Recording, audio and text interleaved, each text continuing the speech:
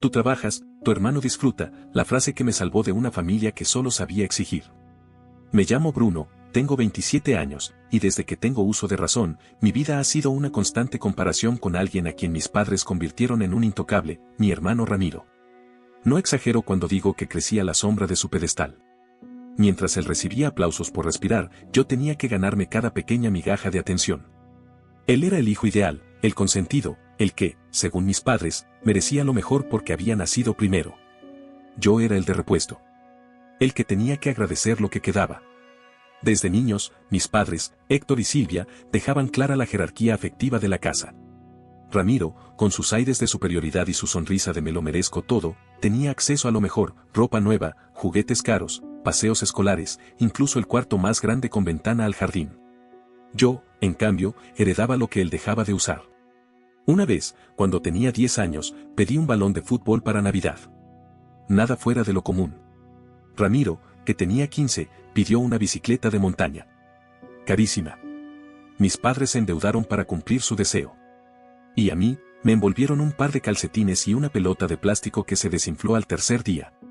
Cuando pregunté por qué no me dieron lo que pedí, mi padre me dijo con ese tono seco, no seas malagradecido, Bruno. No podemos gastar en todo. Pero para Ramiro, el dinero nunca fue problema. Con los años, la brecha no solo no se cerró, sino que se convirtió en un abismo. Mientras yo me esforzaba por destacar en la escuela, por ayudar en la casa, por no dar problemas, Ramiro flotaba sobre una nube de privilegios. Apenas terminó la secundaria raspando, nunca buscó estudiar más, tampoco trabajar. Pero mis padres no lo veían como un problema. Es un espíritu libre, decía mi madre, como si ser un vago fuera admirable. A los 16 años, empecé a trabajar medio tiempo en una tienda de abarrotes. No porque quisiera, sino porque me lo exigieron. La economía en casa era apretada, decían. Mi padre, electricista, traía lo justo, y mi madre, que se dedicaba al hogar, vendía pasteles de vez en cuando. Pero en esa economía apretada, siempre había hueco para los antojos de Ramiro. Cuando cumplió 18, le compraron un carro usado. Yo, a esa edad, seguía usando bus para llegar a la fábrica donde trabajaba jornadas dobles. Un día, con 20 años recién cumplidos, me senté con mis padres a hablar de ayudar con los gastos. Yo ya estaba aportando más de la mitad de mi sueldo, mientras Ramiro, con 25 años, no hacía absolutamente nada. Cuando pregunté por qué él no ayudaba, mi madre dijo, Ramiro necesita tiempo. Tú puedes arreglártelas. Como si yo no sintiera el peso, como si fuera inagotable. Mi vida era trabajar, pagar y callar. Luz, agua, internet, mercado, todo salía de mi bolsillo. Pero en casa nunca era suficiente. Y Ramiro, con su cinismo intacto, una tarde me soltó, ¿trabajar? Nah, hermano. Yo nací para disfrutar la vida. Tú sigue rompiéndote el lomo, alguien tiene que pagar las cuentas.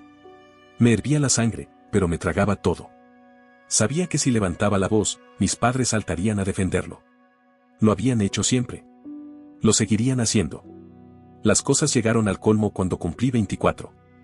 Ya trabajaba turnos dobles y llegaba a casa muerto.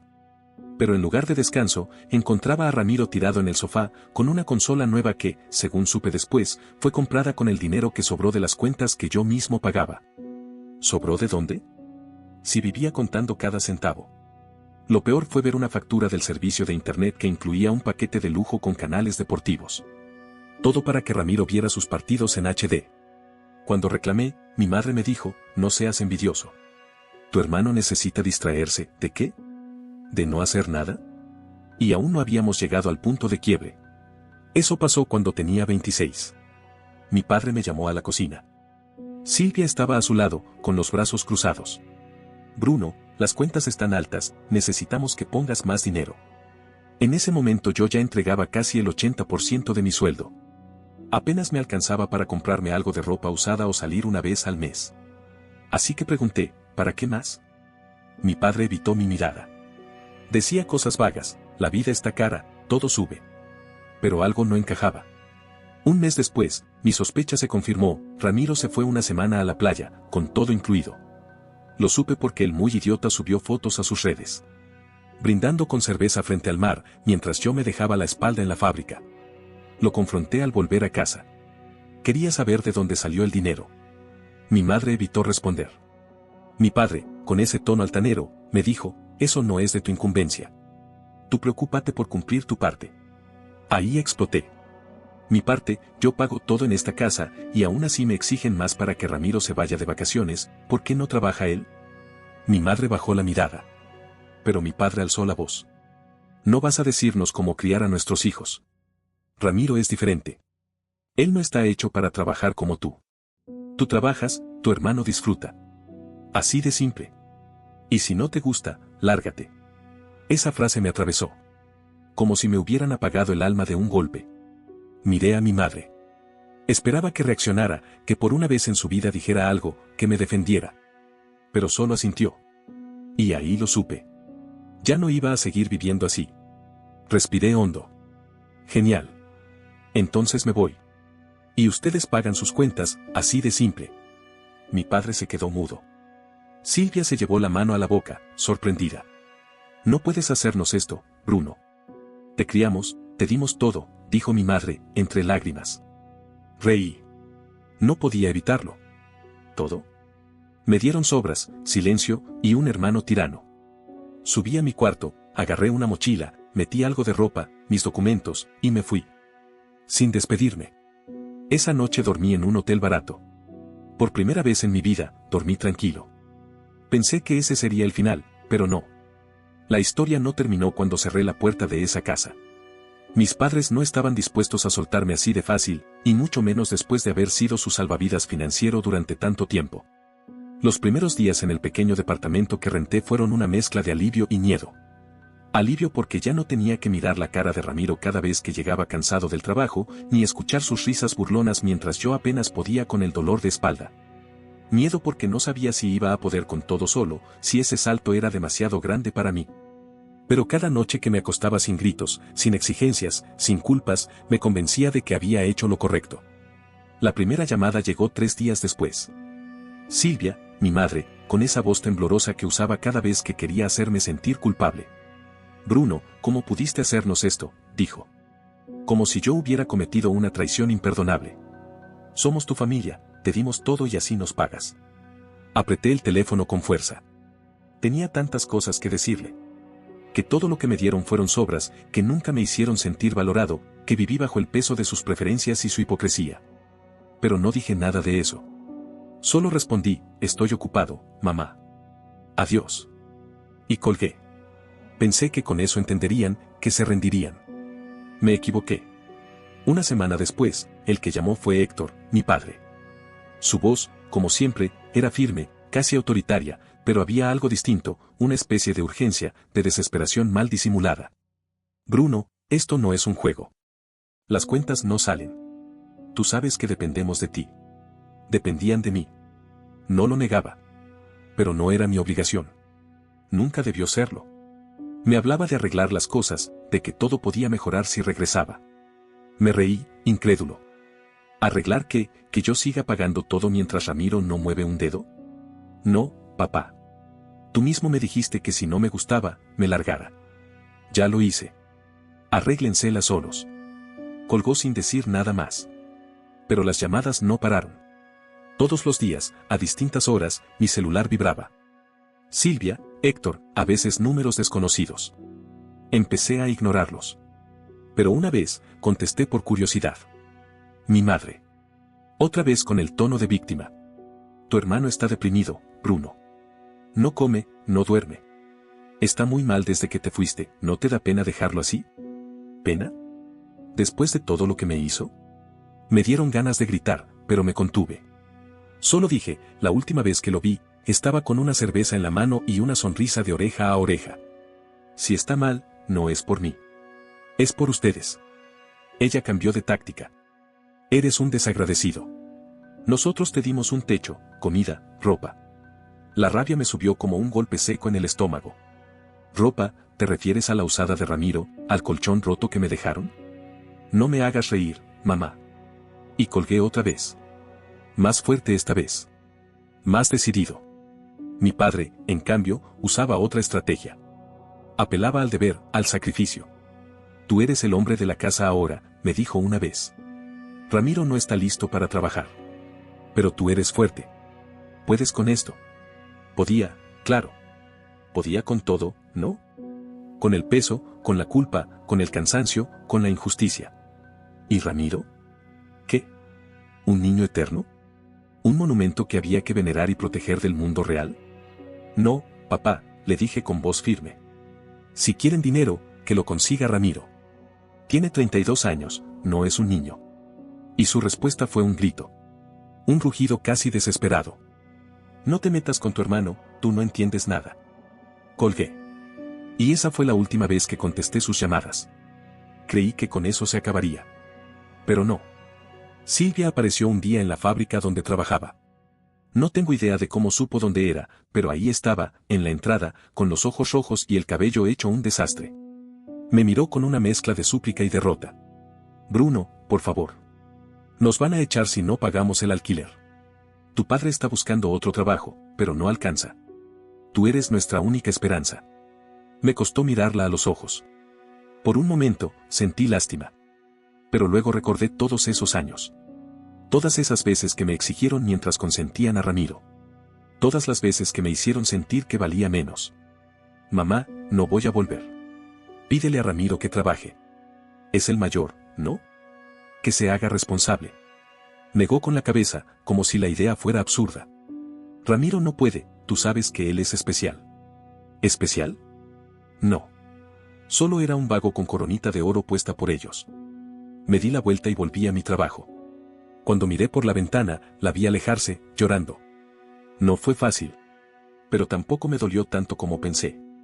Después de eso, tomé una decisión, bloqueé todos sus números. Quería paz. Y por primera vez en años, la estaba encontrando. Empecé a salir más. A hacer ejercicio. A conocer gente. Me metí a un gimnasio. Hice amigos que me invitaban a jugar fútbol los fines de semana. Me reí como hacía mucho no lo hacía. Me sentí liviano. Como si me hubiera quitado una mochila llena de piedras. Y entonces la conocí a ella. Diana. Trabajaba en una cafetería cerca del edificio donde vivía. Tenía una sonrisa tímida y una risa sincera. No era nada serio, al principio. Solo charlas, cafés, caminatas. Pero después de tantos años sintiéndome invisible, escuchar a alguien que se interesaba genuinamente por lo que yo pensaba, era un regalo. Ahora mi sueldo no desaparecía en manos ajenas. Alcanzaba para vivir, para ahorrar, para comprarme algo sin remordimiento. Y sobre todo, para respirar. Por primera vez en mi vida, sentía que yo también merecía vivir bien. Pasaron 3 meses desde que me fui. 3 meses de silencio, de calma. Me levantaba, iba a trabajar, comía en paz, salía con mis nuevos amigos, reía con Diana, y lo más importante, ya no vivía con miedo de recibir reproches, gritos o exigencias. Pero claro, la tranquilidad duró hasta que el pasado volvió a tocar mi puerta, como siempre, disfrazado de voz familiar. Recibí una llamada de un número desconocido. Dudé en contestar, pero lo hice. Era Elsa, mi tía, hermana de mi madre. La única persona que, en toda mi infancia y adolescencia, alguna vez me miró con compasión. Bruno, no quiero meterme en tus cosas, empezó, con ese tono prudente que la caracterizaba, pero creo que deberías saber lo que está pasando. Su voz era grave, pausada. Algo dentro de mí se tensó. Me senté. Escuché. Después de que me fui, mis padres intentaron seguir como si nada. Quisieron que el mundo siguiera girando a su ritmo, como si yo no hubiera sido el que sostenía la casa. Pero el golpe fue más fuerte de lo que imaginaban. Sin mi sueldo, sin mis aportes, sin mi sacrificio, todo se vino abajo. Al principio, confiaban en que Ramiro lo sacaría del apuro. Al fin y al cabo, era su favorito, su príncipe. Pero cuando le pidieron que buscara trabajo, que ayudara un poco, su respuesta fue tan brutal como predecible. ¿Yo, trabajar? No. Si Bruno no quiere pagar, arréglensela solos. Yo no mantengo viejos. Eso dijo. Esas palabras exactas. Y luego se fue. Tomó sus cosas y se marchó. Nadie sabía a dónde. Elsa sospechaba que vivía con algún amigo, tal vez con alguna chica. Lo único claro era que había desaparecido. El gran hijo, el intocable, se desvanecía al primer signo de dificultad. Y mis padres se quedaron solos. Sin mí, sin él. El dueño del apartamento donde vivían les dio un mes para pagar lo que debían. No lo lograron. Los desalojaron. Literalmente. Las cosas que no pudieron cargar fueron tiradas a la calle. Héctor, el gran hombre de la casa, tuvo que aceptar trabajos como plomero en condiciones precarias. Apenas sabía lo básico. Ganaba una miseria. Silvia, que jamás había trabajado fuera de casa, comenzó a coser abrigos a mano y venderlos en un mercado local. Pero entre sus manos temblorosas, la falta de práctica y la desesperación, los abrigos apenas salían. Con suerte vendía uno a la semana, a precios bajísimos. Ahora vivían en una pieza diminuta, húmeda, con moho en las paredes y vidrios rotos por donde entraba el olor agrio de la basura. La zona era peligrosa, el tipo de barrio del que siempre renegaron, pero era lo único que podían pagar. Colgué con Elsa con una sensación extraña. No alegría, pero tampoco culpa. Una mezcla de pena y confirmación. Ellos mismos habían cavado su tumba. Yo solo me salí del hoyo a tiempo. Unos días después, mientras tomaba café con Diana, me llegó un mensaje de un número que no conocía. Lo abrí sin pensar. Era Ramiro. Hermanito, ¿cómo estás? Oí que te va bien, ¿me puedes prestar algo de dinero? Estoy en una mala racha. No pude evitarlo. Me reí. Tan fuerte que Diana me miró asustada. Le mostré el mensaje. Me miró en silencio. Y luego, sin decir palabra, desbloqueé la pantalla, abrí el perfil de Ramiro y lo bloqueé. Ese fue el cierre que necesitaba. La confirmación de que había hecho lo correcto. Ramiro me despreciaba por trabajar, se burlaba de mi esfuerzo, y ahora, cuando la marea se volvió contra él, venía a pedirme ayuda. No, gracias.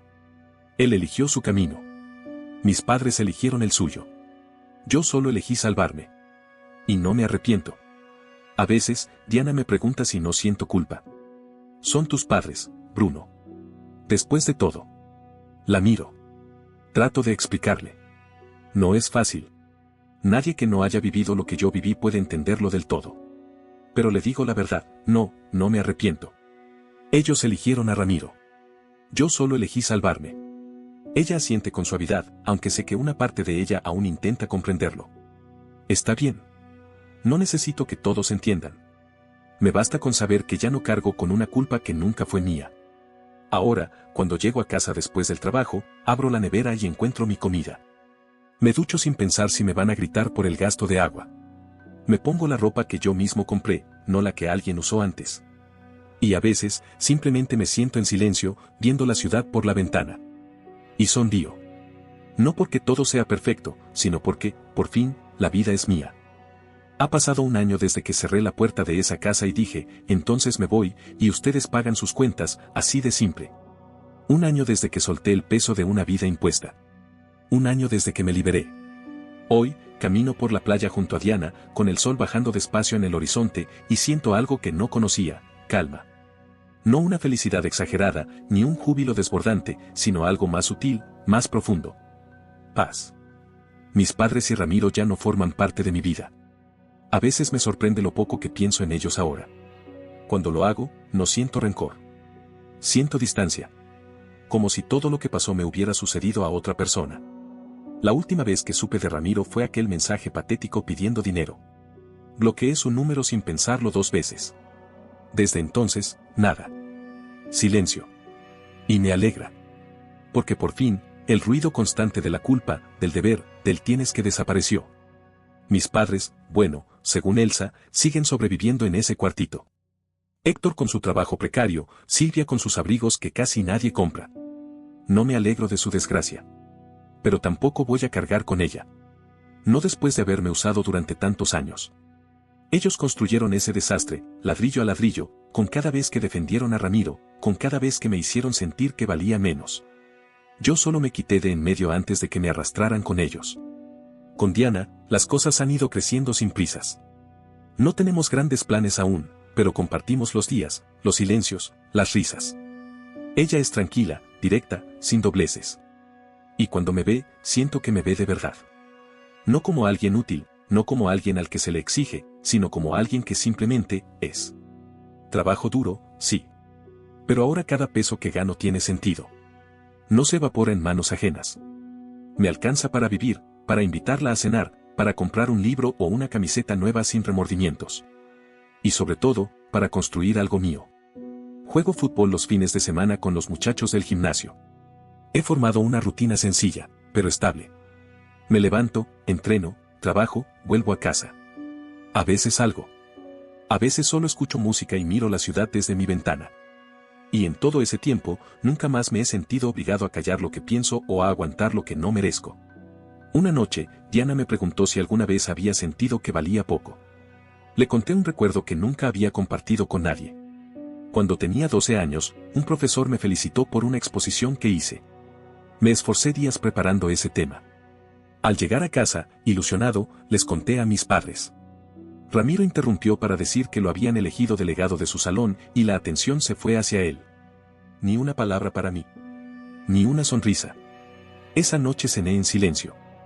Me dormí con los ojos abiertos. Diana se quedó callada al escucharlo. Y luego me dijo algo que nunca voy a olvidar. Desde que te conocí, me impresionó todo lo que haces por los demás. Pero me alegra más verte hacer cosas por ti. Eso es. Eso soy ahora. Alguien que, por primera vez, vive para sí mismo. No es una vida perfecta. Pero es mía. Y cada paso que doy la construyo con mis propias manos.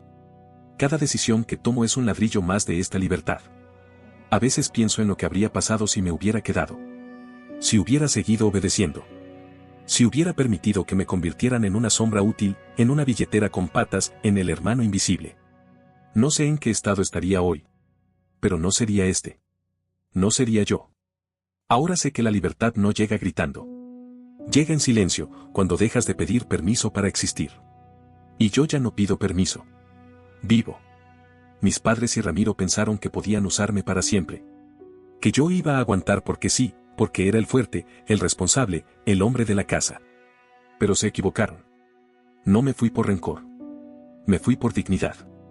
Y aunque el pasado todavía duele a ratos, aunque los recuerdos siguen ahí como cicatrices que a veces arden, no cambiaría nada. Porque esas heridas me recordaron quién soy. Me recordaron que valgo. Me recordaron que merezco una vida donde no tenga que pedir permiso para respirar. Así que si algún día alguien te dice tú trabajas, tu hermano disfruta, y si no te gusta, lárgate, lárgate. En serio. Hazlo. Porque a veces, irse es la única forma de salvarse. No olvides dejar tu opinión en los comentarios, dejar tu like y compartir este video.